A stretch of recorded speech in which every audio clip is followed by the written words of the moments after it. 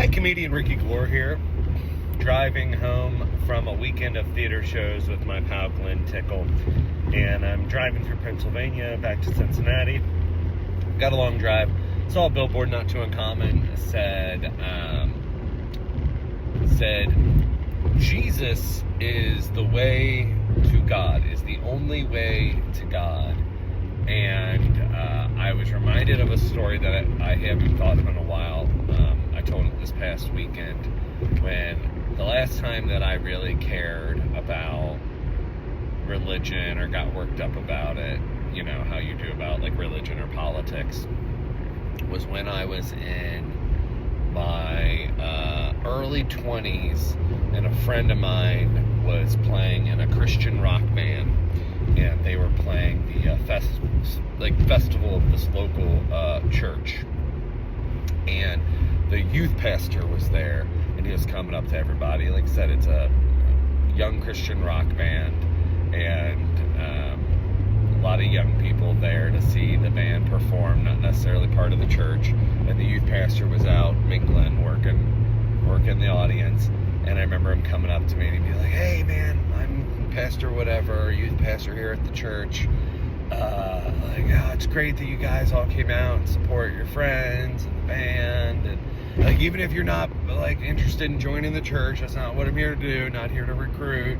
Just want to let you know, like, we're a little bit more loose, you know, of a church here. We don't believe that, you know, everything that's said is gospel. Like, not everything that is said in the Bible or the other churches say, like, we don't believe that it's necessarily real. We believe it's a good path. It's a good journey to be a part of, and there's stories that help you live a better life and become more centered. That's what we're more about. Less about the hypocrisies of old text and blah, like, I'm cool, I'm a young youth pastor. And I was like, all right, little guy in a blue dress shirt and khakis and brown dress shoes, and wearing like a what would Jesus do bracelet, maybe like a puka or a leather necklace or something of the ilk. Like I said, he was wearing, if it was Halloween time, he is wearing Halloween youth pastor Halloween costume from Spirit Halloween. And I was like, oh, cool, yeah, that's great. Yeah, no, I grew up, I went to a Baptist church Sunday school, and, you know, here in Northern Kentucky when I was little, but my mom grew up Catholic, and then about age 6, age 7, my family moved to the Catholic church because they were kind of tired of the hypocrisy of, you know, the Baptist and saying that you shouldn't drink, but most people did drink, and blah, blah, blah. I was like, so I've been baptized Catholic, and I went through St. Mary's Church, and I got confirmation, got baptized, got communion, oil on the head, everything, went through the classes, and I actually read the Bible. I read the New Testament. And so he's like, oh, great. He's like, so you have an idea of like blah, blah, blah. I was like, yeah. I was like, I think, I don't know if I even knew the term at the time, but I'm like, yeah, I'm more agnostic. And he was like, great, yeah, okay. I was like, because I just don't believe anybody knows the answer.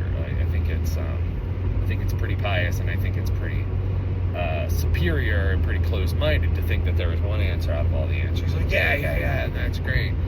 And I was like, yeah. And so, you know, the Bible, having read it, does have a lot of contradictions. And it was written by men historically, because I think I read the King James Version.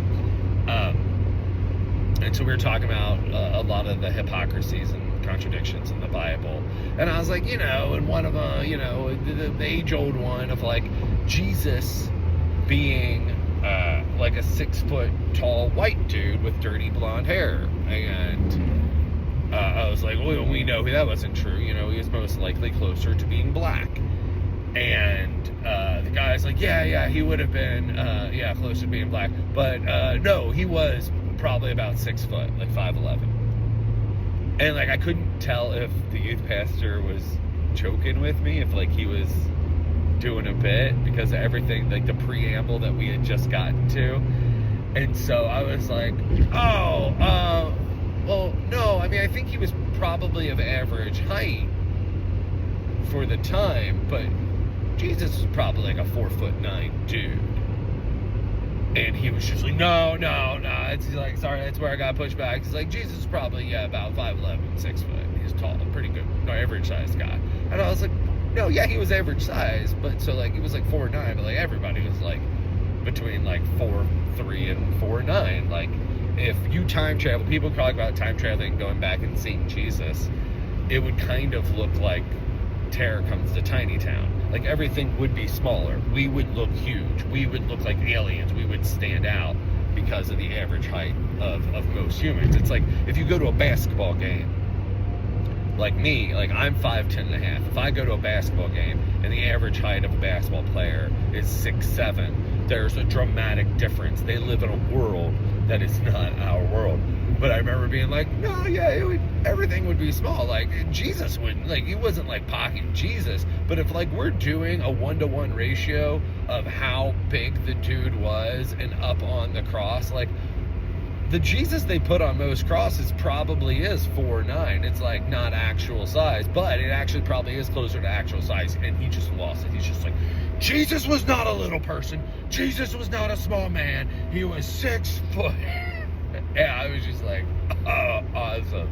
That was one of the last times that I cared to even engage in a conversation about religion.